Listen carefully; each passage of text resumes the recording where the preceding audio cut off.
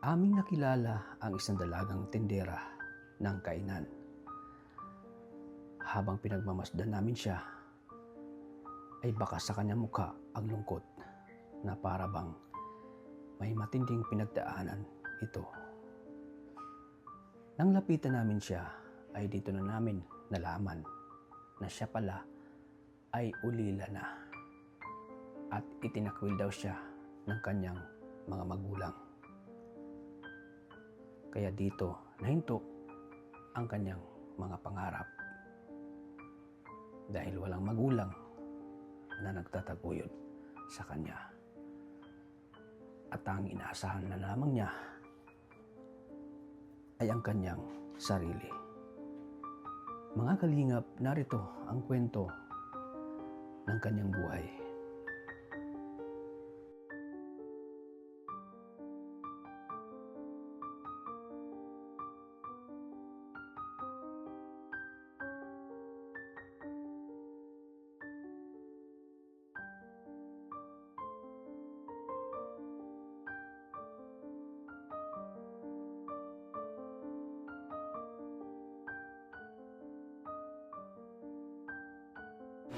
Yan po mga kalingap, at lapitan natin si ate. Ang nagkakapi yata si ate, parang hindi antukin. Hello po ate. Kumusta ang trabaho mo dito? Okay lang po. Nagkakapi ka yata?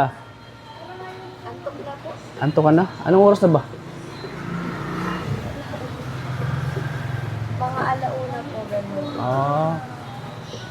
Pansin ko parang parang malungkot ka. Kaya nilapitan kita dito.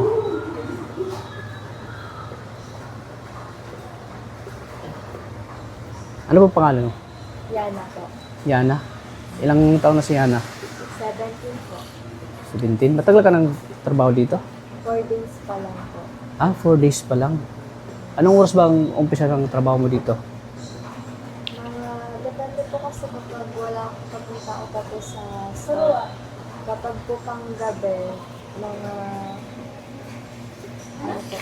naalis po ako sa bahay is 5:30.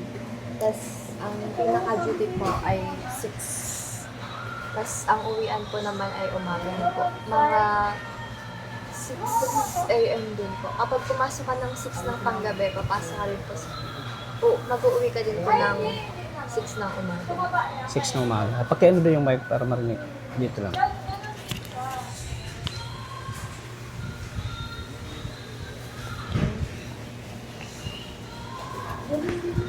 Grabe pala ang trabaho mo dito, no? Puyatan. Sanay na po. Taga saan ka ba? Pinaka-ano ko po talaga is Laguna. Tapos Taga Laguna ka? Tapos napunta po ako sa Bicol. Bakit napunta ka dito sa Bicol? Taga Laguna ka? Kasi po ako, sinabihan po ako nung mama ko po na wala pong magbabantay ng kapatid ko. Yung kapatid ko po kasi is grade 1 pa lang po. Wala na pong mag-aalaga sa kanya. Gawa po yung, dati po nag-alaga sa kanya is, nag-alis na rin.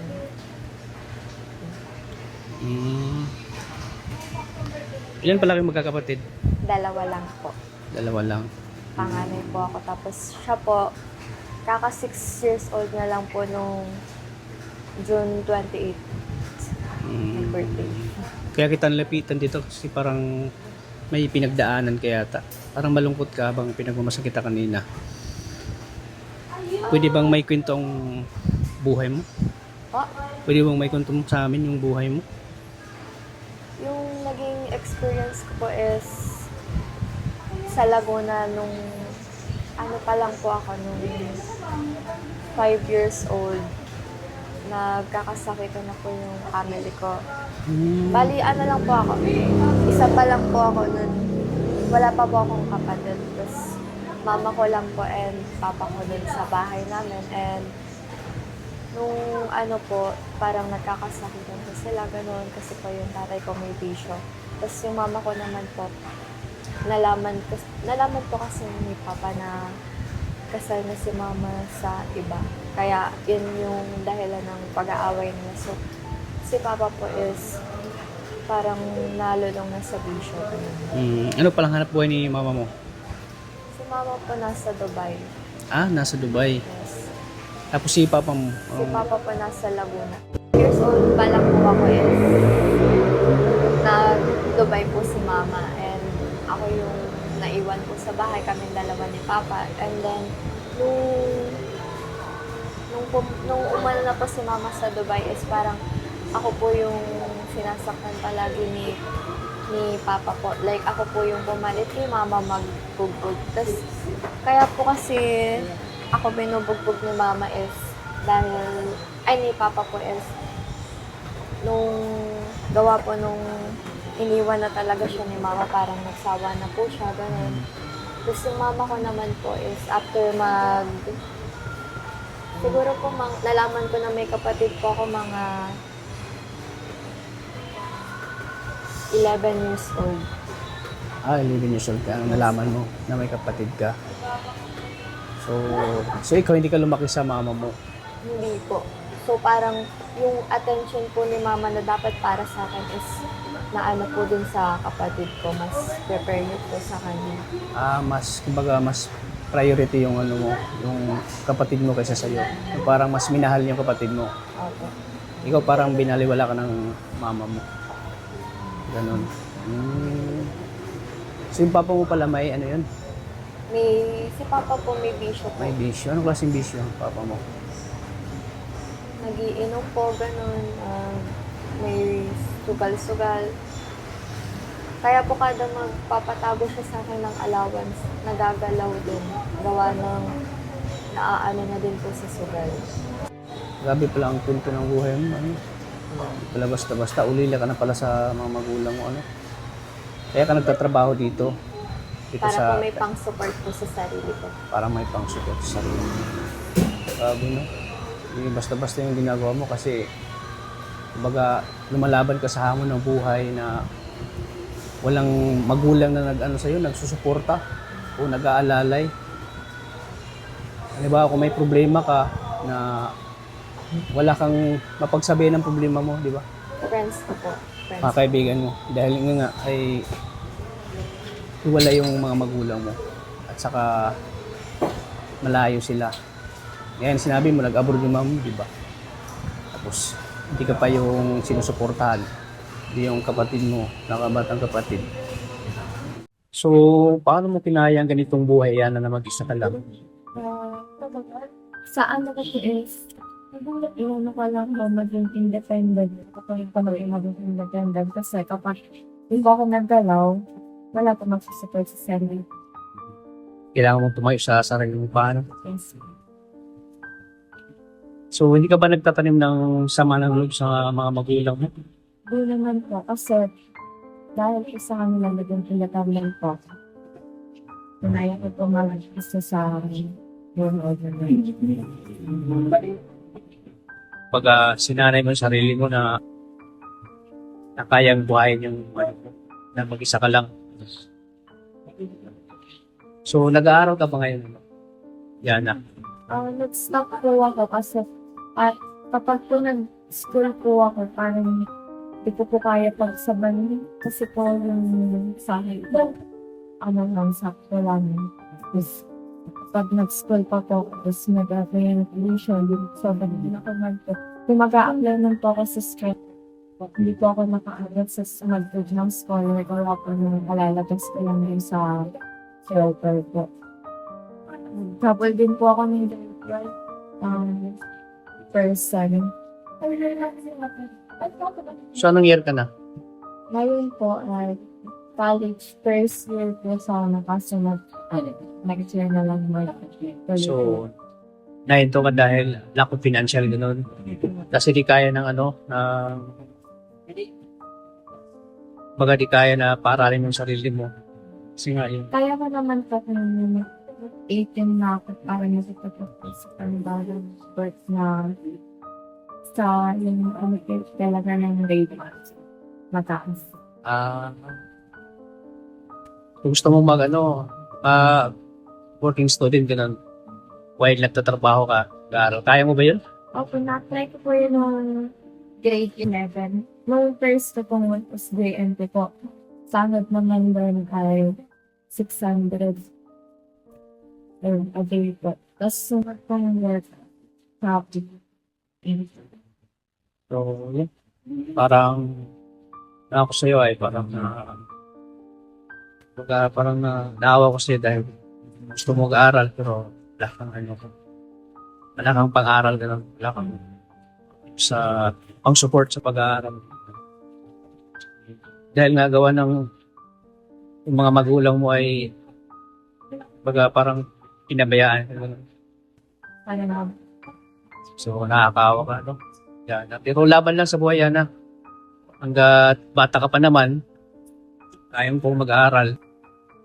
Kasi nasa ano ka pa lang, 17, di ba? mag-18 po ngayong September. Mag-18 ka. September 9. Yung tatanan ko yan, September 9. Sana nito ko pa sa birthday mo. Dito ka pa. Malapit na pala yung birthday mo, ano?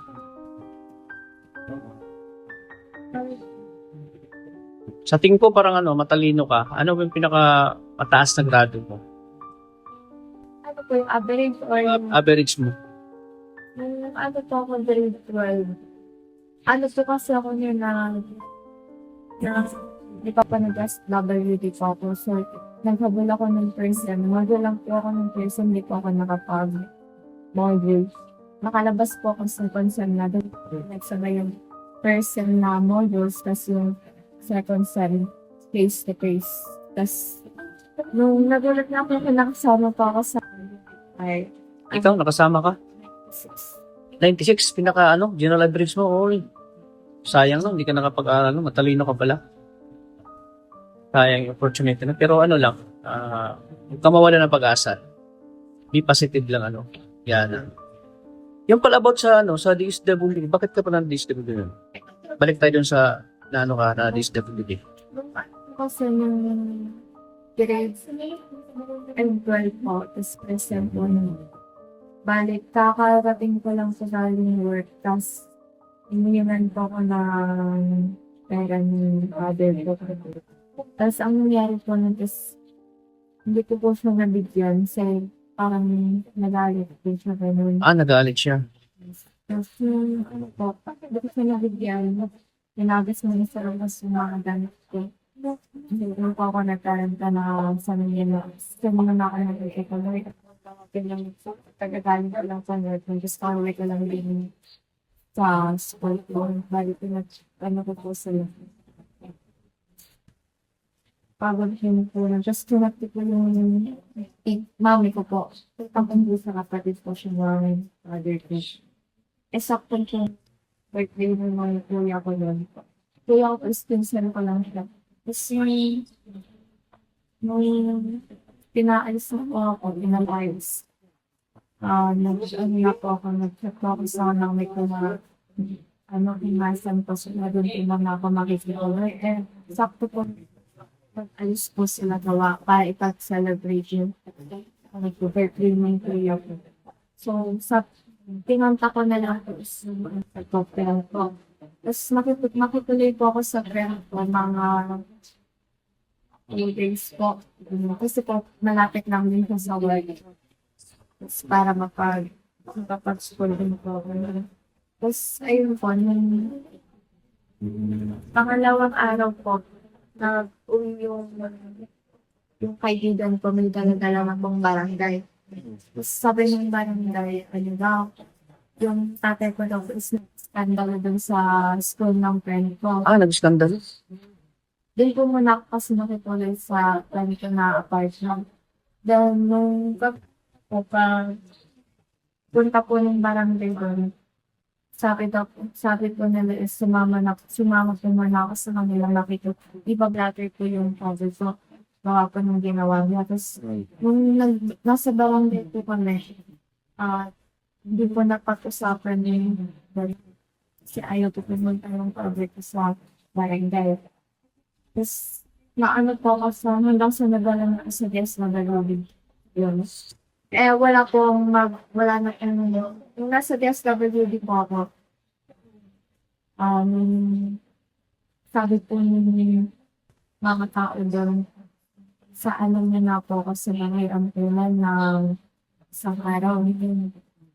Kasi inuwi din po ako dito. Ilang taong ka pa nun? Ano po? Mga 17. 17 na. Person po. Tapos yun po. Now, ano po ako sa DSWD. Tapos dinala po ako ng DSWD sa orphanage.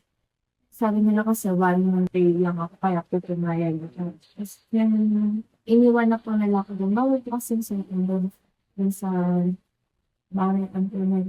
Since po sa kala ko sa araw, umabot ng 5 months. 5 months ka nag-stay sa DSWD. Pero ano naman, libre naman doon.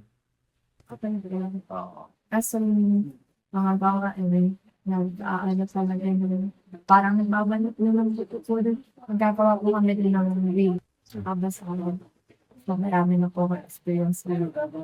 Grabe no, nakakayak pala yung kwento ng buhay mo na ganyan pa ng papa mo kapag ayan na yung buhay mo. So, talagang parang masasabi natin na parang hindi ka iniisip niya na anak kaya sa kanyang ginawa sa'yo. Pinagtabuyan ka no, na parang aso gano'n. Parang wala nang pagmamahal na nadama ng papa mo sa'yo. No? Kasi kung talagang may pagmamahal yung papa mo, hindi niya gagawin yun sa'yo, di ba? Pag nagsasorry siya. Kaso, ayun po, inano ko ulit siya nung paglabas ko. Di ba po, bawal na po ako sa kanila. Kita. Nung paglabas ko po, doon po ako nakitira doon sa mami ko po. Yun, which is yung kapatid niya. Then, ano po yun? Tinatawag ko po nun si Papa. So it means parang hindi ka nagtatanim ng galit sa papa mo. Pagkatapos, pinapatawad mo siya sa kanya ginawa. Kahit ano man na mangyari, kung may pagkakamali man yung papa mo sa ginawa niya sa'yo, balik-balik ta rin ang mundo, papa mo pa rin yun. Kaya pinatawad mo siya. Grabe no, talagang ang bait mo pala, Yana. Pinapakabait. Sa ibang siguro, hindi na yung pinapatawad yung gano'n na ginawa sa'yo ng magulang mo, ng papa mo. Pero ikaw talagang magpatawad ka kahit na alam mo nasaktan ka sa ginawa niya. So, ano palang mo, Yana? Ano palang pangarap mo sa buhay? Ito dapat tutuloy ko ngayon sana is engineer po. Oh, engineer. Si Vince, magaling ka. Matalino ka sa math. Ano klaseng engineer? Civil, mechanical? Uy, di basta-basta yung kurso. Ginawa ko itong strand ng grade 11 to 12 STEM. Connected po ako sa lahat ng science. Kaso po, sa science, mali ko. Parang nakita ko sa mata, parang gusto mong lumuha pero pinipigilan mo lang. Bakit? Parang nakita ko sa mga mata. Antok lang. Parang, antok lang. Gabi kasi ang hirap ng pinagdaan mo kasi grabe yung nangyari sa buhay mo. Naulila ka sa mga magulang mo. So, dapat talaga makapag-aral ka para dapat mo yung pangarap mo. Kasi sayang din yung opportunity, matalino ka eh. Kapag po nag-18 ako, baka maglipat ako ng work. Parang okay na po kasi dito maganda.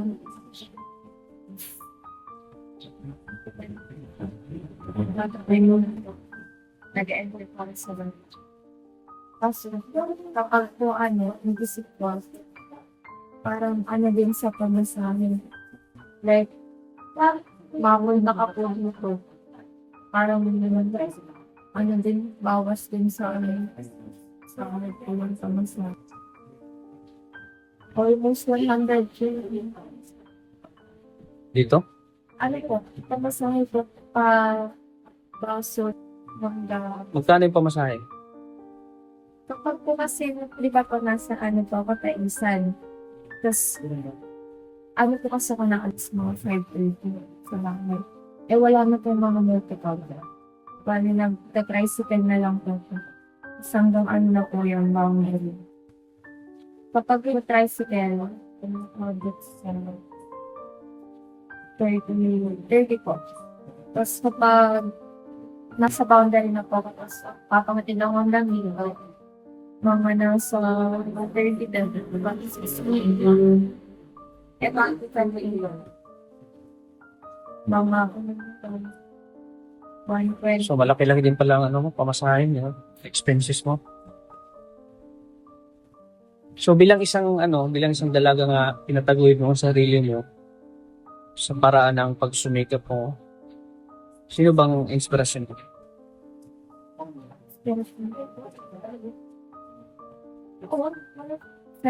Sarili mo. O, wala ka na ibang kundi ang sarili mo lang kasi. Ito nga. Kaya, merong mga time ba na pag ikaw ay nahihirapan, saan ka kumukuha ng lakas? God. Kay God yun, grabe. Isa talaga yan nung si God. Pag ikaw ay nahihirapan, una-una nating tatawagan ay si Lord talaga, no? Yes. God first. God first. Kaya ito naman. Kasi ito ay talagang pagsubok sa buhay mo ito nangyari sa buhay mo. Part ng journey. Part ng journey mo ito. So, siguro itong pagkakilala kita, hindi ito yung ito yung way na makilala ka namin. Hindi ito aksidente, no? Siguro, makilala ka namin ngayon. Kung makita ng kumain kami dito, kilala ka namin, napansin kita. So, bilang isang dalaga, anong pinapangarap mo sa buhay? Ang gusto mong matupad talaga? Kapag-tapos po talaga sa Pagtapos talaga. wala pa po akong balak na Doon, huwag ka muna mag-tweet kasi isa na talaga. Talagang ang Panginoon talaga ay kumikilos sa ating buhay na talagang hindi Amen. mo in-expect na makilala ka namin yan. Matagpuan ka ng Team Kalingap. Ako pala si Kalingap Tata. Kami po ay charity vlogger na kami tumutulong sa mga kababayan namin talagang walang-wala. Tapos walang kakayahan na pag-aaral o kanilang mga pangarap. So, yun, way na siguro ni Lord na kilala ka na. Oo, ibang ginagawa ko yung instrumento para makilala ka namin. So, kaya talagang punta kami dito sa kainan. Dito sa kainan. Sa kainan na ito. Grabe na ko sa kwento mo. Touch ako. Sana matupad yung pangarap mo. Amen. Para matulungan mo yung sarili mo. Alam ko naman na kaya mo. Kaya mo yan eh. Kaya mo nga dito magpuyat, di ba? Kaya mo magpuyat sa trabaho mo. Dati po talaga sa work ko, mga panglap talaga yung schedule talaga. Talagang tinitiis mo. Sa umaga, small school. So, wala kang nakaka-inspire yung kwento ng buhay mo, Yana. Paano mo kay Yana? Ha? Paano mo kay Yana? May papayo mo sa kanya? Ano? Ano may papayo mo sa kanya? Oh, wala ka. Sa amin, Pastor Arjun, dati nang tinulungan din namin. Oo. Tatutulungan po na lang. Yung ito na nakaka-distract. Ang ganda. Kung ma-distract. Hindi kasi, na-assign ko. Kasi, Ate Yana po, ang style ko na nga, magpakatatag ka lang po, at, pagkaungsuho ko sa problema, at, yun. Wait lang, tata. Wala kang masabi, kita ka lang ng maganda. Hindi kasi yung natin nakakaiba. Tapos sakit sa Sana mabisita ka namin sa bahay niyo. Papuntahan ka namin. sa taisan. Sino bang tinutuluyan mo? Friend po ng lola ko. Ay, lola po ng friend. Anong oras yung out mo dito? Mamaya pa po mga 6 a.m. Grabe. Natapos ko Hindi ka ba inantok yan? Nilalaro. Sinalaba mo, grabe, no? Grabe yung pagtitiis mo, no, sa buhay mo, no? Grabe pala yung mga, trials pati sa buhay mo. Sana hindi pa ito yung huli nating pagkikita. Sana makilala ka namin yung mabisita ng amin sa bahay, no? Oo. So, yan. May sasabihin ka pa? Ngayon, ayun na nga po, Atiana. Sana, i-ano ko, Inantok ka na yata. hindi kasi Ano na kasi, last days ng madaling araw na. Last days ng madaling araw na. Oo. Pag, ayun, Atiana, ang gusto ko lang ay, huwag kang sumuko, kung ano man ang naalaan mo, at yung masalimuot na wanasan mo, sa iyong ama, o kaya sa iyong nanay, ano yung tanong na? Pilitin mong humala sa bagong mundo mo, kung saan ikaw ay masaya, at nagsisipag sa trabaho. At ito sa lahat, kumbaga, maging masaya ka. Dahil meron ka na ulit dalawang bagong kaibigan na tutulong sa'yo at pagpapasaya sa'yo. Ayun nga. At sana, keep it up lang sa trabaho. At sana, kung kita mo tumaas, at higit sa lahat, maraming Huwag tulong. mo na yung kita. Ha? Sige na. So, ayan. Pasensya na ate ako. Oo. So, ayan. Sana makatulong to sa inyo yan. Sana makatulong to sa iyo, Yana. Yan lang, ito lang muna na kayanan natin. Pagpasensyahan mo na. Sana makatulong yan sa pang-allowance mo, masahe mo. Yan. Ang masasabi mo, Yana, kasi sana may tumulong pa sa iyo, Yana, kasi deserve mo rin ang tulong. Kasi isa kang uli lang anak na nagsumikap. Anong masasabi mo, Yana, ngayon na may blessing ka, hindi ko inasahan. Kilala ka ng Team Kalingap. Oo, itong pag-uwi. Thank you po sa pinkan. Like speechless. Agad pa siya. Ay, parang naiyak ka. Ha? Hindi na po yan, luha na. Naluha ka na?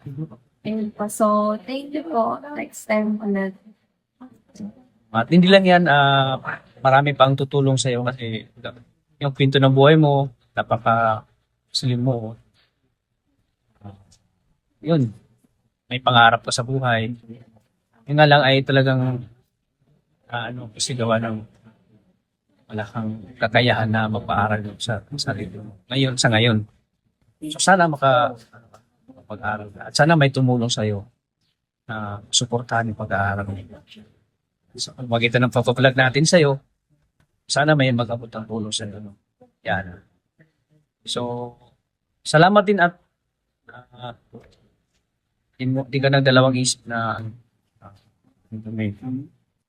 parang entertain kami nga.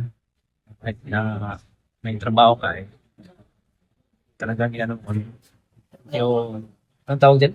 Ha? Ano? In-entertain mo kami. Anong tayo? Oo, yun. Salamat, Yana. Ingat ka lagi. Ingat ka mamaya sa pag-uwi mo. Siya nagabayan ka ni Lord. God bless. Bye-bye po. Thank you po. Yan. Laban lang, Yana. Bye-bye. So, yun po mga kalingap. At, yun, din po yung kwento ng buhay ni Yana po. Isang uli lang anak po na iniwan ng mga magulang na nagsusumika po ng trabaho para masuportahan po yung kanyang sarili. So, nakakabili po, nakakanga po yung na dalaga po na lumalaban ng patas kahit na mag-isa lang sa buhay ay kinakaya natin yung buhay niya yung sarili niya. So hanggang dito lang po mga kalingap. Maraming salamat po at God bless po sa ating lahat.